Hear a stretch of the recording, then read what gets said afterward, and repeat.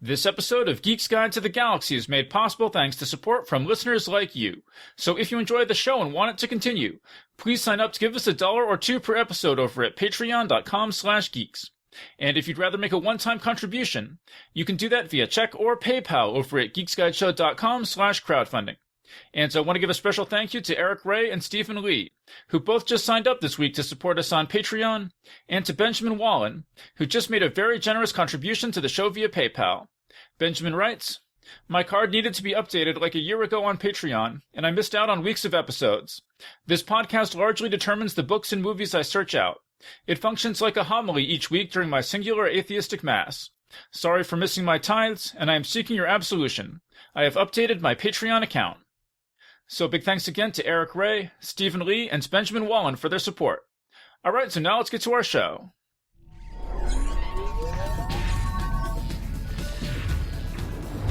Wired.com presents The Geek's Guide to the Galaxy. And here is your host, David Barr Kirtley. Hello, and welcome to episode 409 of Geek's Guide to the Galaxy. Our guest today is Veronica Roth. She's the author of the Carve the Mark duology and the short story collection The End and Other Beginnings, and her best-selling Divergent novels were adapted into a series of popular films starring Shailene Woodley and Theo James. And we'll be speaking with her today about her first adult fantasy novel, Chosen Ones, which was edited by my former co-host, John Joseph Adams. And now here's our interview with Veronica Roth. All right, so we're here with Veronica Roth. Welcome to the show. Thanks for having me. Okay, so your new novel is called Chosen Ones. So how'd this book come about?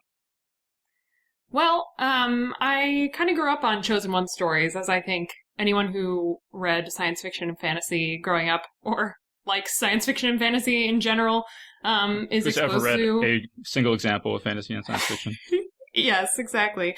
So, I just started to become curious about them. I think because I had written the Divergent books, which are very much a Chosen One story, sort of played straight. And I got a lot of questions from readers about, what would have happened to those characters if they hadn't ended up in the ending that they did end up in, which isn't something that I can really answer because the way I write it is really the way it happens for me. So I don't have alternate ideas. But it did make me curious about what the psychological repercussions of saving the world would be.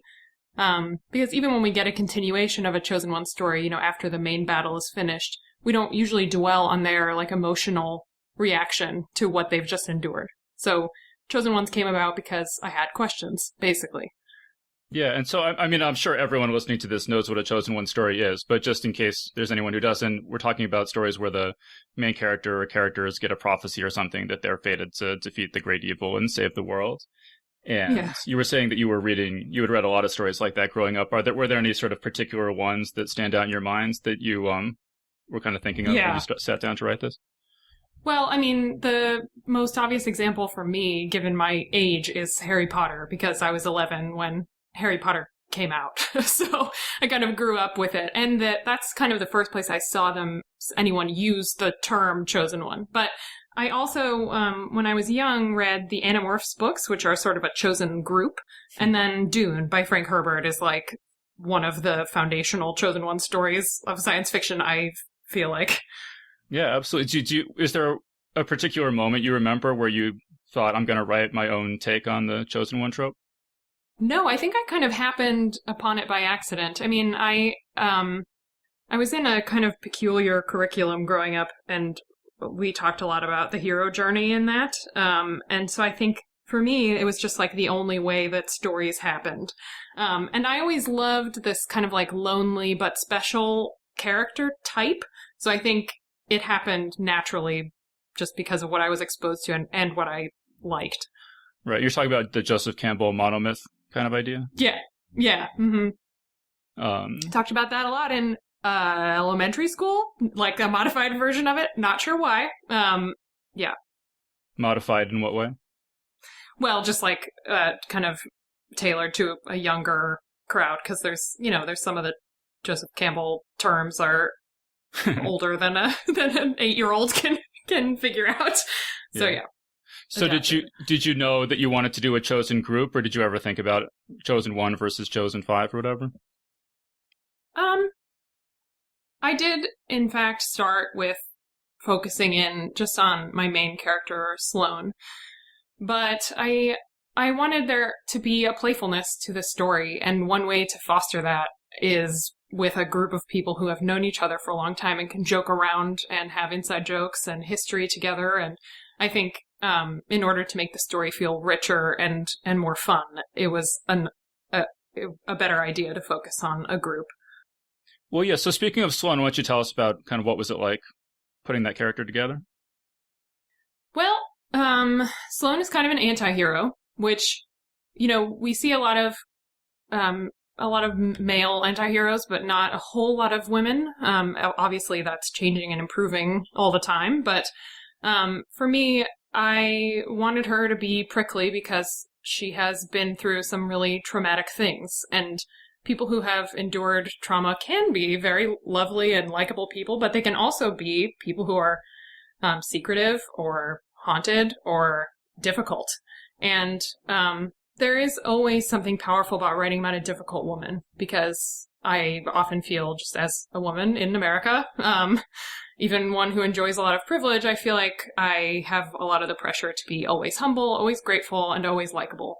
And writing about a character who is not any of those things is really cathartic.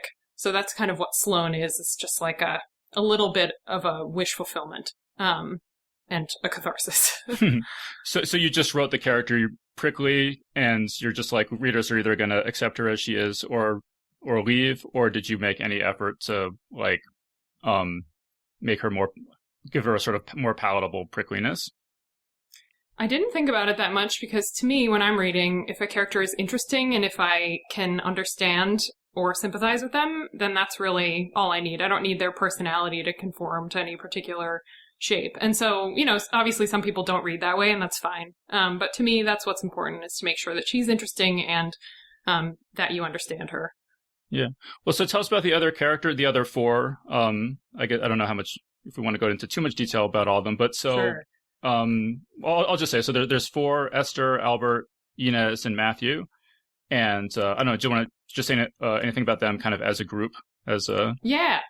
So the way I've kind of figured them out is by how each of them relates to fame. So Sloane is obviously, she's resentful, and she doesn't want to be well known. She wants to be left alone. So that's her relationship to fame. But her boyfriend / fiance, I don't think it's too much of a spoiler to say that, is Matt, and he has taken it on as a responsibility. Like, he has to do something good with how well known he is, and it's a platform for him.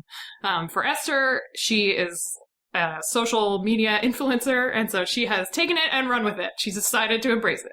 And then Albie is kind of troubled by it. And it's made Inez paranoid. So that's kind of like, while that's just a narrow facet of each character, it also kind of defines them for the first part of the story, and then obviously they grow from there. Yeah, and I thought it was interesting because we have, as we've said, so many chosen one type stories, but you don't often think about what happens afterward, and do they have careers on social media or on the lecture circuit or doing commercials in Europe and stuff like that. Yeah. And, like, what are they even trained for? Like, they haven't gone to regular school. They've trained for this very particular thing that they did. So, and it's not a money-making thing, saving the world, or working for the government. So, the question of, like, how would they even survive after that point was a central concern for me. Well, right, maybe we should explain that they are working for the government. They sort of get recruited as kids by a secret government agency. And I thought that was really well done. I guess another aspect of the book is that it's there are all these sort of newspaper articles and top secret documents and congressional testimony and things that are kind of incorporated into the text of the story that I thought were all really well done. Well, thanks. Did you model those on any like real documents or anything that you looked at, or? Yes. So one of the trickiest, I did a lot of research for the book in general, just for world building and like building an alternate history reasons, but the bulk of the research that I did was I just read a lot of Project MK Ultra documents, which MK Ultra is the government, like the declassified government documents around this project to experiment with LSD.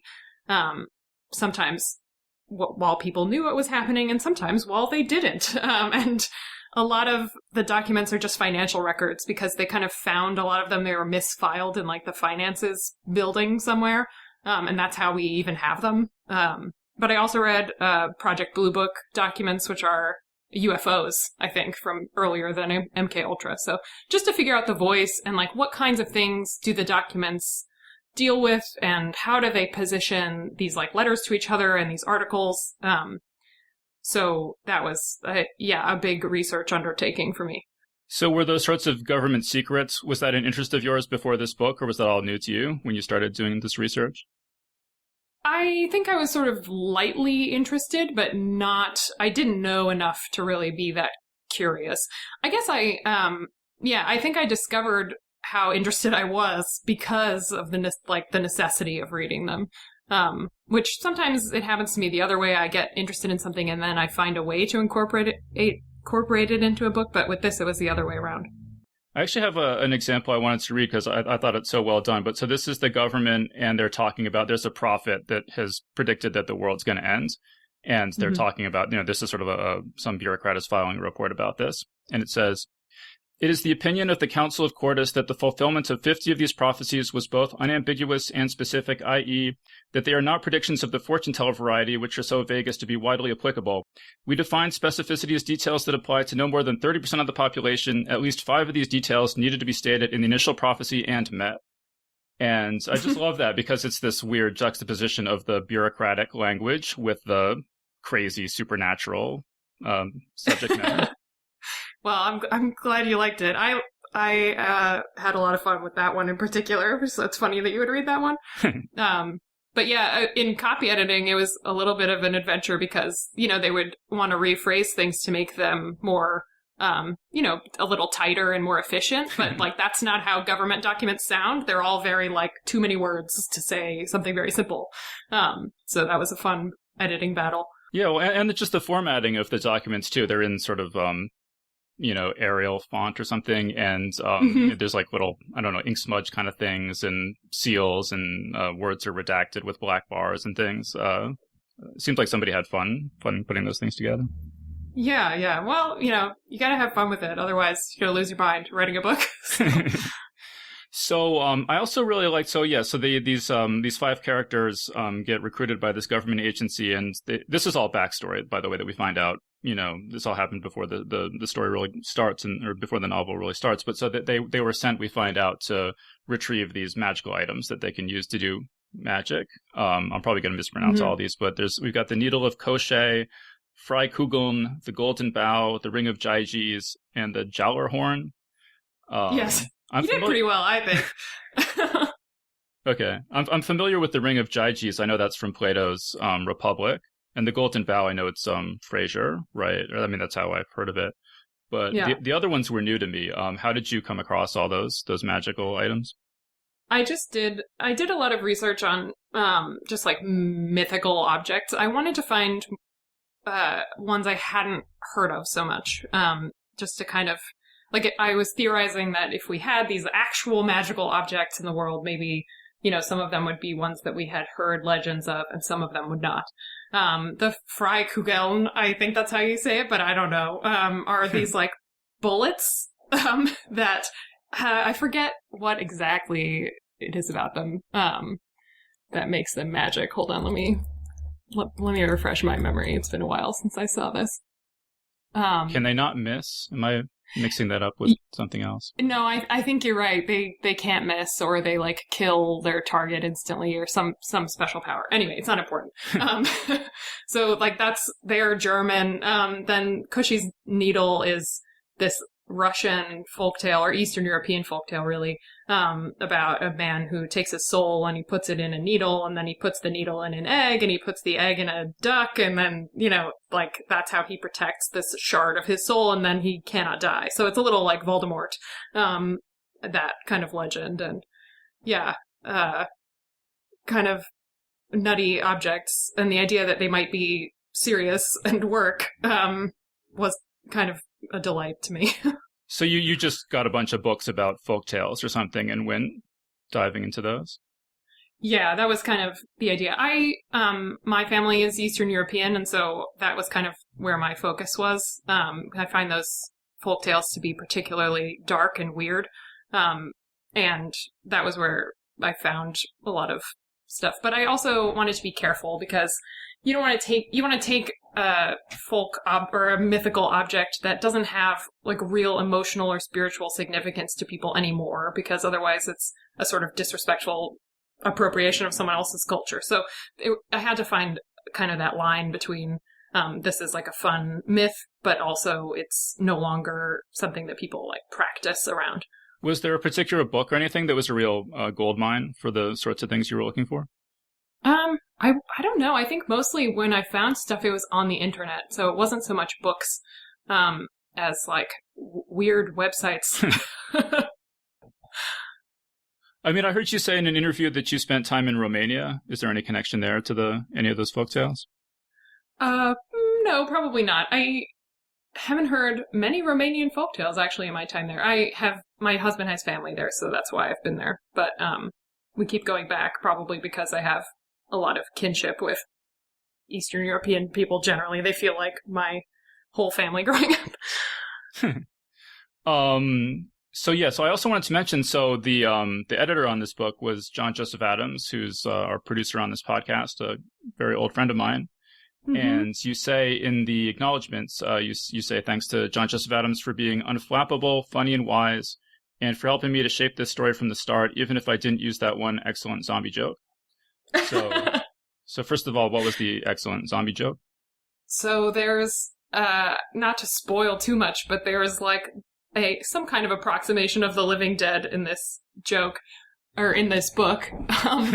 And I'm trying to remember what John's joke was exactly, but I don't know. It was some kind of zombie pun. Like, it was about someone losing their nose. And I didn't use that one, but I used some other one. So I think he will remember what it was exactly.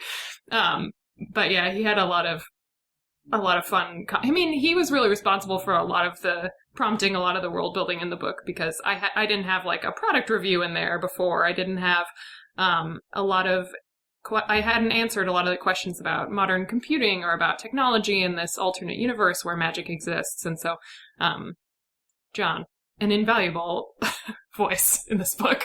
Yes. So when you say helping me shape the story from the start, so I guess you sent him the manuscript when it was in its early stages, or I actually don't know the story behind this? Yeah, so I wrote a proposal. So it was about 50 pages of the book. It was so different it was almost unrecognizable, basically, but the kind of kernel of the idea was there. And then I had an outline, and the outline stayed relatively similar, but we had early conversations about what was working and what wasn't, and especially like things to kind of steer away from and things to steer toward. And so it was very much something that we shaped or together. Or really, I mean, it was more like John asked many pages of questions, and I had to come up with answers for all of those questions, which is kind of my favorite way to develop stories. But yeah, we had like whole months where I just didn't communicate with the outside world or him at all. It's like, just trust me, eventually you'll get a manuscript.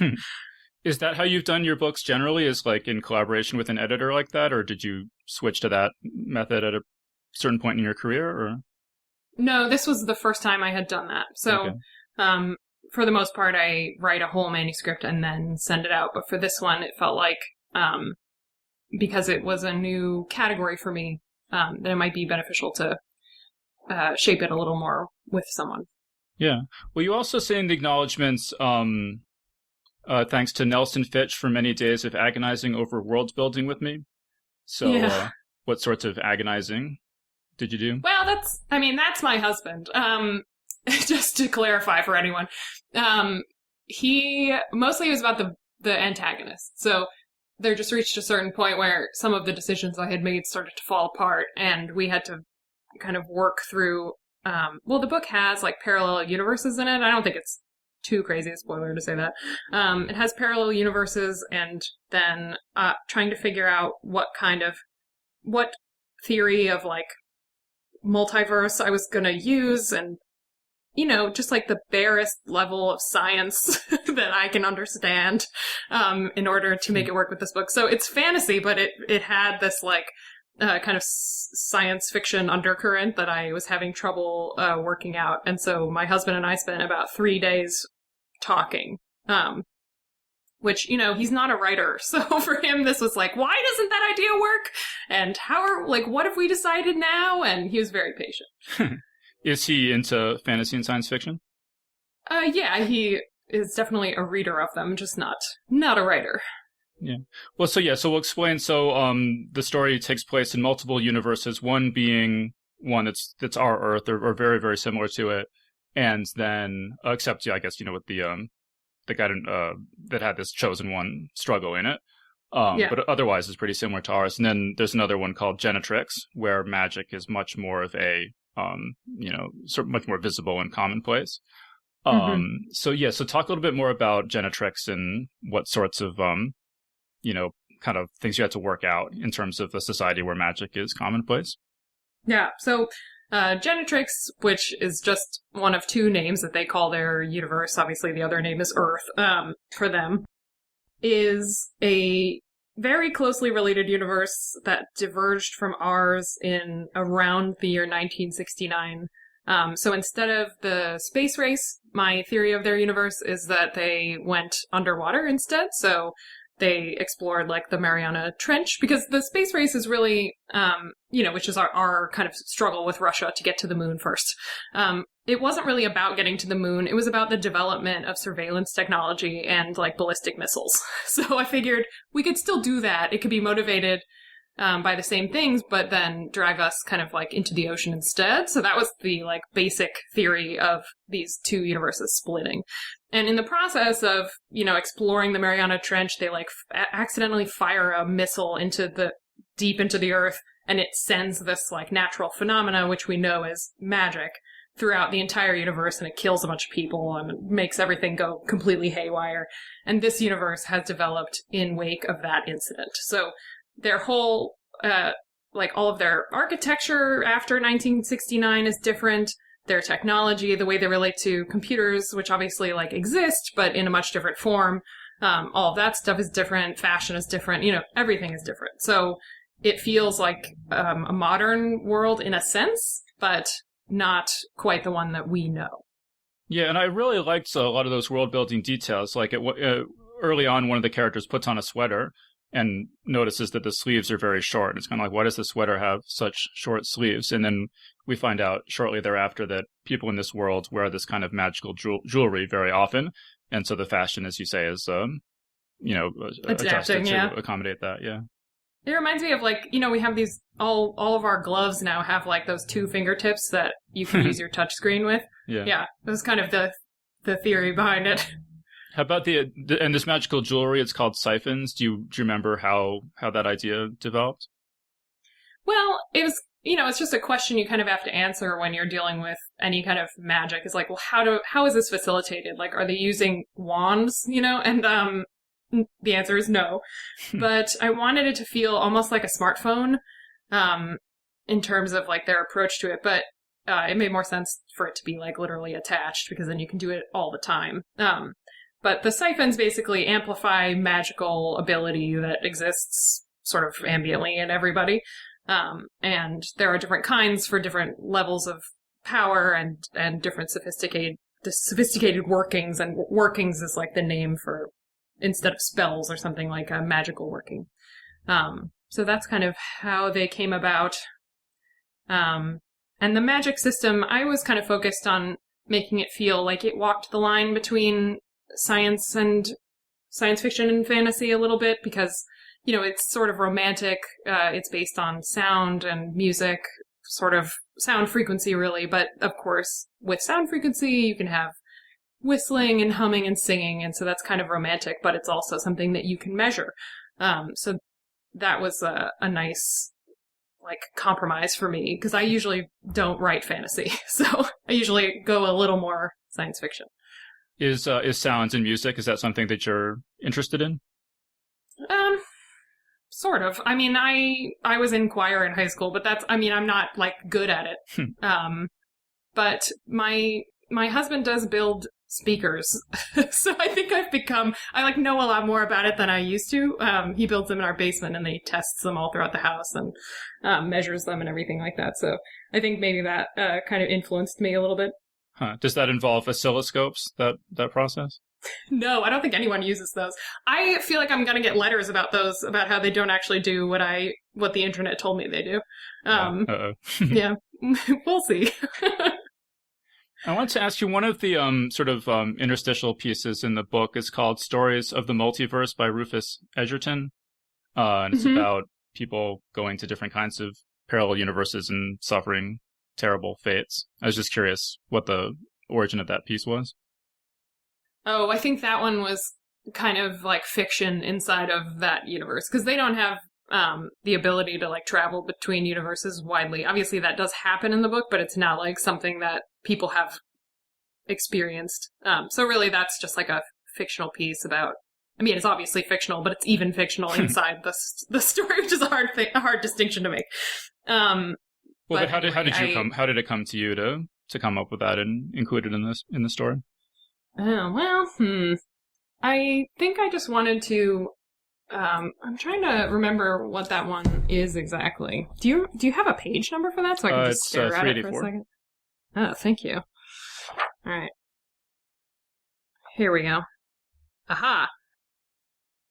Yeah. Okay. So I think I realized that there needed to be at that point, I'm trying to think of how to describe this without spoiling everything, but we have learned of someone who is trying to figure out how to form this connection between parallel universes, and so I wanted to find a way to describe what his early experiences and the dangers of doing this might have been without having journal entries from his perspective. So this was just a way of explaining to people who have not considered the idea of what kinds of universes there could be out there, about how perilous this actually would be, because when you have infinite variety, you have infinitely weird and dangerous environments. Yeah, because I that's what I was kind of wondering about, is because I feel like, a lot of fantasy and science fiction, there will just be some glowing portal or something, and people are like, let's see what's on the other side of that. And you're like, well, how do you even know there's air? Maybe there's 100 times as much gravity. Have you checked? Exactly. I think the book Dark Matter by Blake Crouch kind of goes into this a little bit, where in that book there's a good explanation for why they keep ending up in universes where gravity works and people are still alive and stuff. But he does go into the various apocalyptic environments that you might encounter if you try to travel between universes. I haven't read Blake Crouch, but I noticed he blurbed this book along with Charlie Jane Anders and Charles Yu. I was just curious, are those people that have you interacted with them at all? Well, I hadn't interacted with them. Oh, I had with Blake. Blake invited me to be a part of a short story collection called the Forward Collection, which was a bunch of authors writing science fiction stories. And so I knew him from that. But other than that, I had not interacted with people at all. They were just very kind to give me these blurbs. Do you interact much at all with other science fiction authors or the science fiction community or anything like that? Yeah, I came from obviously writing in YA, so my connections as an author are very much young adult centered, but I think it's pretty important when you're entering a new category or genre of book to read widely in that category. So obviously I'm a lifelong reader of adult sci-fi fantasy, but before I wrote this book, I was very intentional about reading the more recent work that was happening in the industry, and then following all of those people on Instagram once I became a fangirl of them. Yeah. So what's your take on Instagram and just social media for authors? Because you have, we mentioned the character, Esther is big into Instagram. Well, I think, this book communicates my deep confusion about social media. So I am very active on social media, especially now since we're in, peak coronavirus right now. I'm very active, but I also am worried about how active I am. So, in this book, in the alternate universe, they don't have social media. And for me, that was kind of a little bit of more wish fulfillment. Because I worry about my ability to focus on things and to experience things without feeling the need to share them. And, just my willingness to be present with people physically, like in their space, which obviously I can't do right now, but usually I can. So I kind of wanted to explore what a world without it would be like, and what different priorities would lead people to no longer believe that it's important or, important at all. They're kind of like, why would you... For me, it was a great conversation in the book where someone is trying to explain social media to someone in this universe. And he's like, well, why would I want to scroll through someone's like feed of... Why would I want to watch them do regular everyday stuff? Like, why wouldn't I just do it myself? And his confusion is my confusion. Yeah, I think one of the characters says, why wouldn't you just talk to somebody face to face? And Esther says, well, because then you have to like put on clothes and like there's all these like weird, like social cues that you have to read, and it can get very awkward. And I think a lot of authors, or probably a lot of people, can relate to that. I could certainly relate to that there's just something a lot easier about. Yes, absolutely. Yeah. I'm sort of two minds about it. Like, on the one hand, I find it so much easier not to be face-to-face, and on the other hand, I recognize that being face-to-face is very important. So, yeah. But I mean, you mentioned the coronavirus. I mean, in this current sort of catastrophe we're in, I'm sure glad that there's social media and Skype and all these things. I mean, it's really kind of the only social contact you're having right now, or should be having. I know, it's really been kind of making me more grateful for something that I was slightly more resentful of before. I can't imagine how we would be functioning right now if we didn't have the internet. So I'm deeply appreciative of it now. Maybe not when I was writing the book. There's a line in the book, so you're talking about Mrs. Summers, who's Andy's, I have their name on, Albie's mom. It said she was the kind of person who followed celebrity gossip religiously and believed what she read in chain emails that warned of new viruses and internet curses. So maybe those chain emails, we should have paid more attention to those chain emails all along. I know. I've been discounting them for years. Probably I brought about my own doom. Let's see. So you're from Chicago. And the book is dedicated to Chicago, the city that endures. Is there any particular significance to that that opening thing? So it's both funny and not funny. The funny part is that I have now destroyed Chicago fictionally like 4 times. And yet, still, somehow, every time, it remains. So it was kind of a cheeky reference to that. But also, one of the reasons I set the book in Chicago is that in recent years, most of what people know about Chicago has kind of shifted and become more about its violence and the problems in the city, which are very real and very important. But it's also a place that's worth saving, worth improving. And I think when we characterize it as like similar to a war zone, which I think some politician, it probably was Trump, kind of compared it to a couple years ago, it makes the place feel like we should just like let it burn, basically. And I find that to be really troubling. And I feel very protective of this city. And so I set the book here, and I live here, and I dedicated it to Chicago also, because it has proved to be a very fertile ground for me in terms of fictional setting. And yeah, I don't know. I really love it here. So I feel no reason to set a book anywhere else, really, unless I'm setting it in a different galaxy or something like that. Well, so there's a line, this is about Sloane. It says she believed that there was something special about this place, i.e. Chicago. She could feel the way the city had attracted her even from childhood, beautiful and strange and glittering in the sun.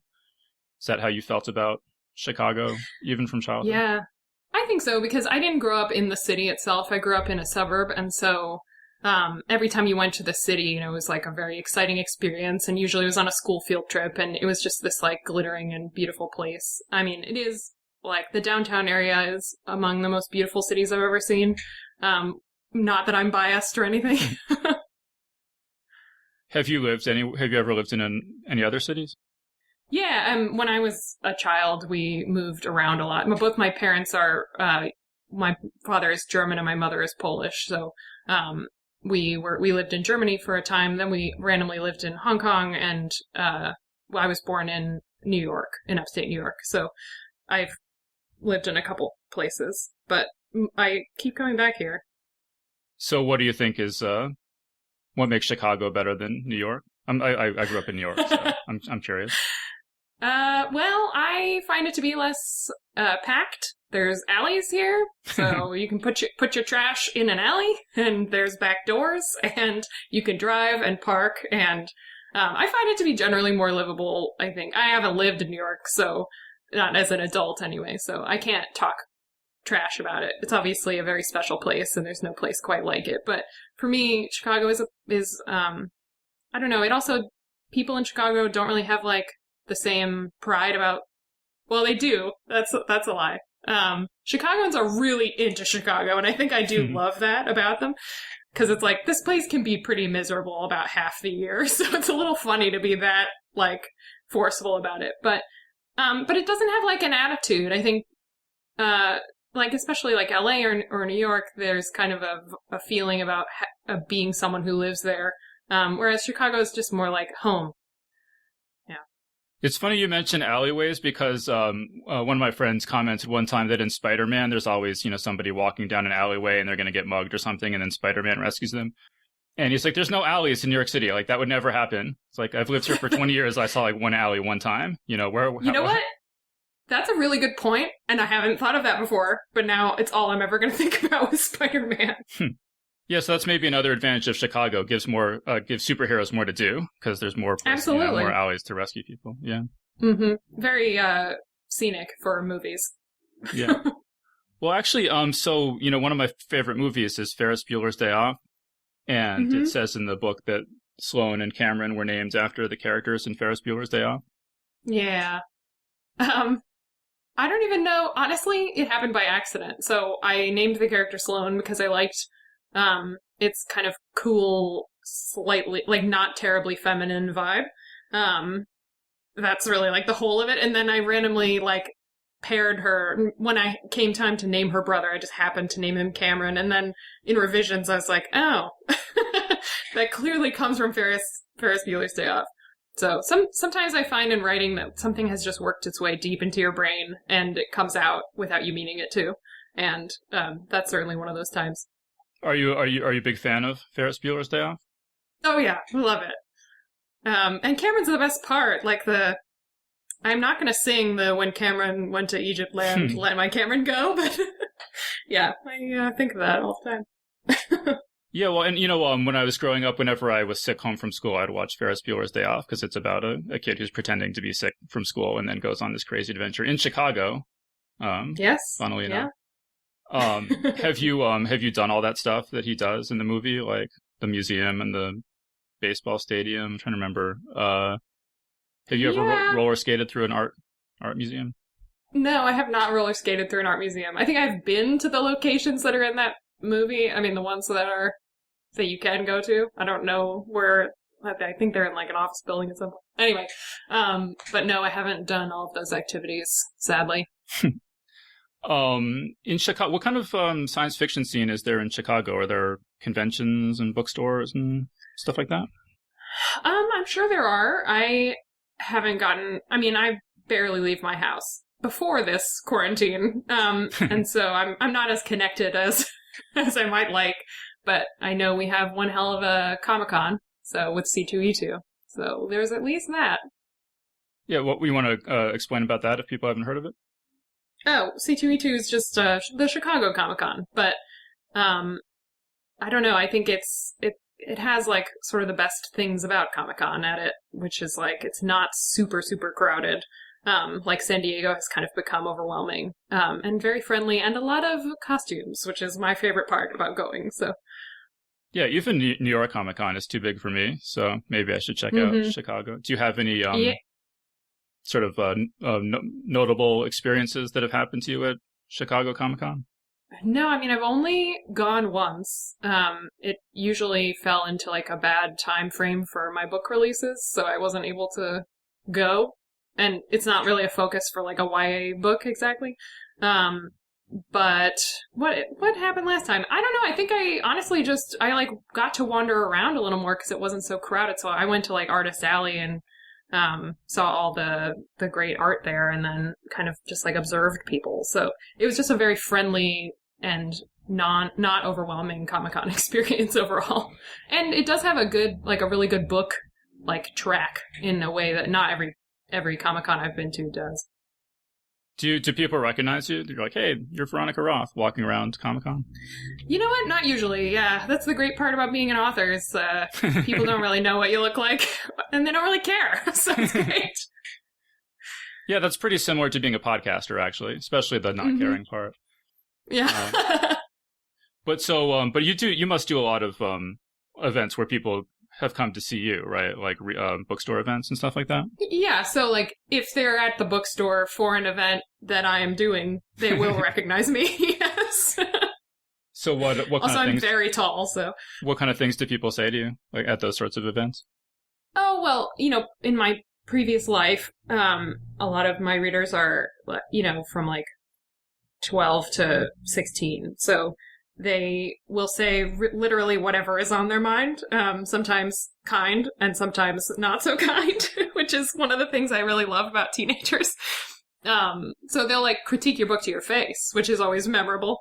And they almost like don't seem to understand that it's happening. But I also got asked by this very sweet, I think she was about 11 years old, girl, who my favorite member of One Direction was. And I didn't know who One Direction was at the time, so I think I ruined her life by telling her what's One Direction, is that a band? And she was like heartbroken. So there's some of that. I think people just want to feel like they can relate to you, which is nice. But mostly it's just like, what was it like to meet Theo James and stuff like that. So Are there any like brutally honest things that fans have said to you that you would want to repeat? I can share? Oh, well, mostly when people are brutally honest with me, it's to tell me that they really hated the third book in the Divergent series, especially how it ended. And I think a lot of people have described throwing it at a wall, which I personally take as a compliment. But, yeah, so it's mostly like I think the series got really bad at the end, is what people tell me. And how do you respond to that? Oh, I don't know. It really like doesn't hurt my feelings, especially when they're younger, because it's just like, well, you're allowed to have reactions to books. It's totally fine. It doesn't hurt me. I feel a certain way about it. It doesn't really change the way I feel about it to hear how other people react to it. And then, I just especially because of, I don't want to like give away the ending of that series, but it doesn't end that happy. So obviously it was going to be polarizing. So it's all good. But for the most part, like, it feels like we're coming together to talk about something that was meaningful to me and to them. So it doesn't really matter if they didn't love every part of it. That they read it and engaged with it is what's important to me. Yeah, I guess speaking of sort of people being obnoxious, the book pretty much opens with this sort of fictional new article, like a magazine article. Yeah. I wrote it down, but I'm not. Let's see. But it's something about Sloane Andrews Doesn't Really Care. (parentheses No Really) by Rick Lane.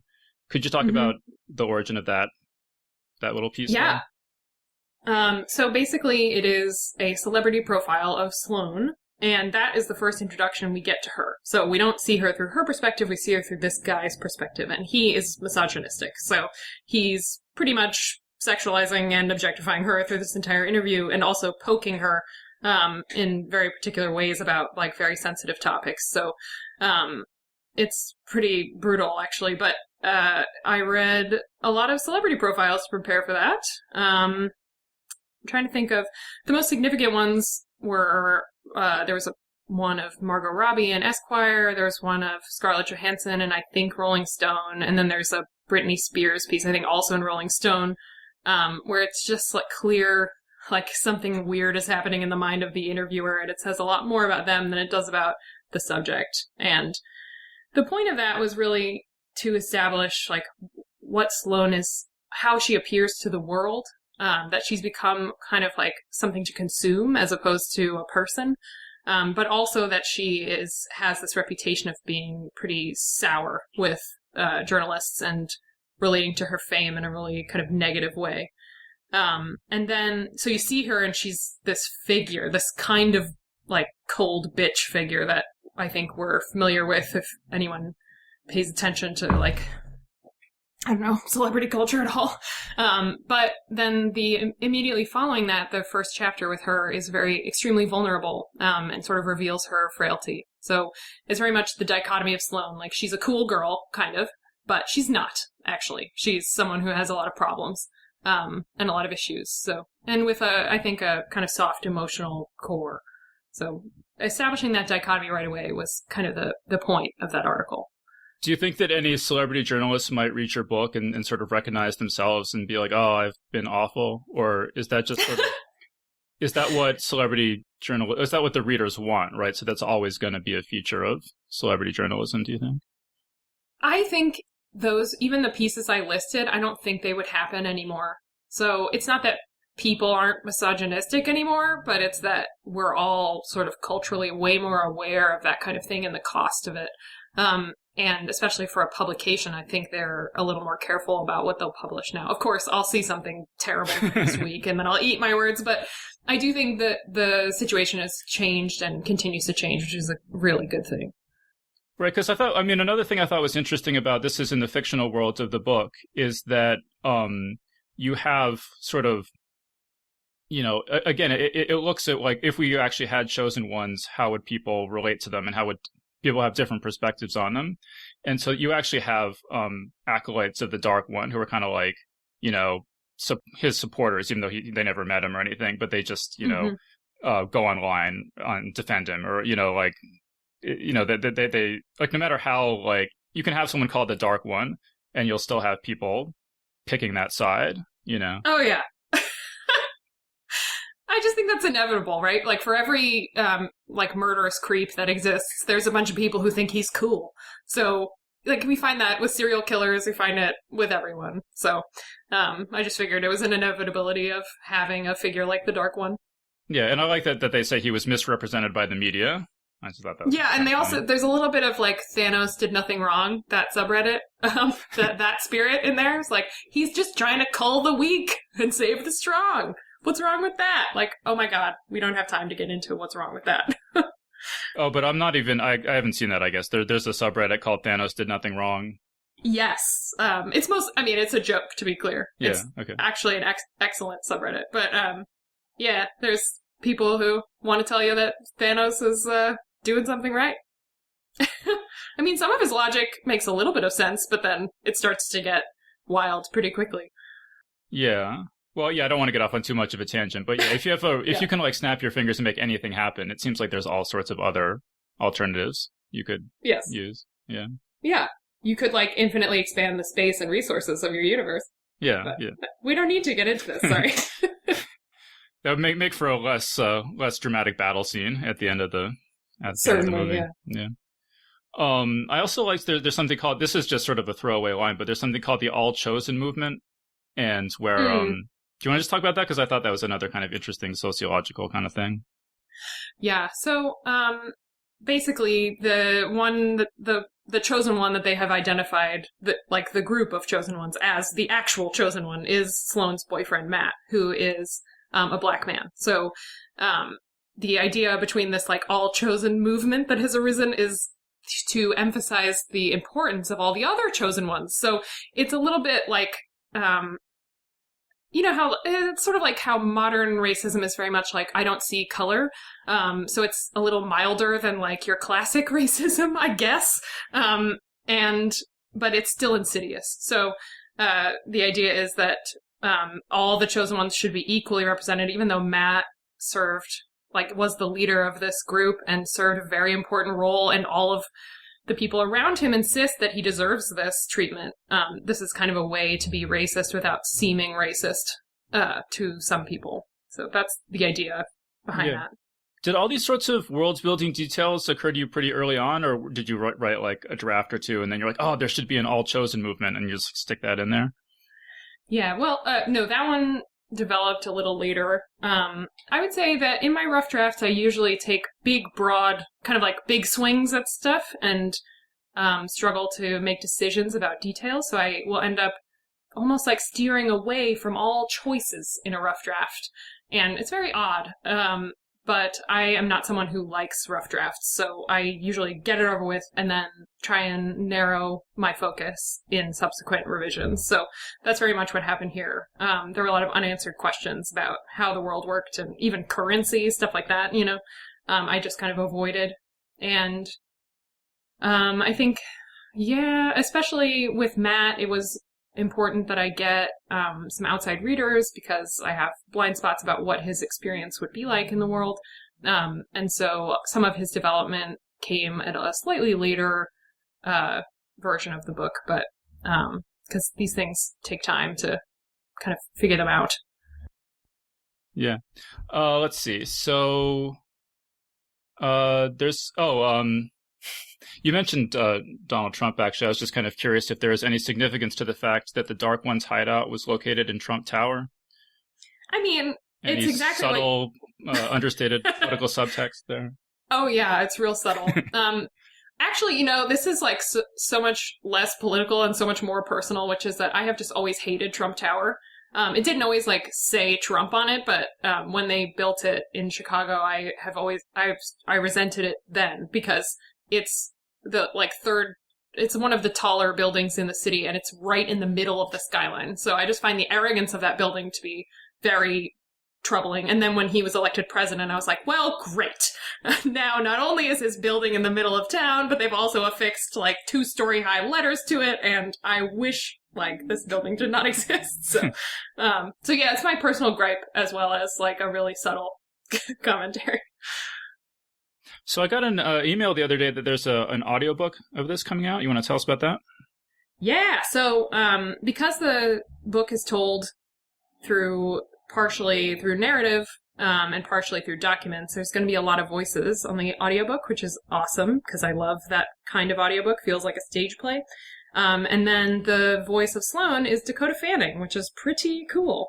And I got to read one of the documents, which was also pretty cool. So can you say which document you read? Yeah, I'm wondering if I'm keeping it secret to give people, like, can they guess about it? But I read a newspaper article, so I'll say that. Okay, what was the process like of recording it? Well, I just went to the studios when I was out in New York, so the Audible studios are in Newark. And, you know, they put me in a little room and just had me read it. And I had to do my best with voice acting, which is not something that comes naturally to me, so it took a couple takes. Yeah. You don't have any sort of performance backgrounds at all? No, definitely not. So then, yeah, it says on this ARC I got that you're supposed to go on a 15-city book tour or something. Obviously, that's I think not happening. That is canceled. Yeah. What are you doing instead? Are you getting opportunities to do like phone interviews and stuff like that? Yeah, so I've done. I now have this mic set up so I can record phone interviews in a sophisticated fashion in a way that I couldn't before. But I'm also doing a series of virtual events, so I'll be in conversation with on the week of publication, which is the week of April 6th. I'll be with Lee Bardugo, and then Charlie Jane Anders, Shauna McGuire, Rita Woods, and C.A. Higgins. So not in that order, but each night I'll be talking to each of them about a different theme or topic. So, with Lee Bardugo, I'm talking about book-to-film adaptations, and with Shauna McGuire, it's like crafting a series, and it should be really fun and interesting, and it's just a way to try to support independent bookstores, because, going to book tour at them kind of encourages people to go into the bookstore and to buy books, and not just my book, but any book. And unfortunately, I can't do that now. And also those bookstores are kind of in danger because they're, it's not a huge money-making proposition. Starting a bookstore, you do it because you love books and you love, the reading community. And so I think it's important to support them in this time. And a lot of them are doing delivery and even free delivery. Even if you don't have one near you, it's good to order from them.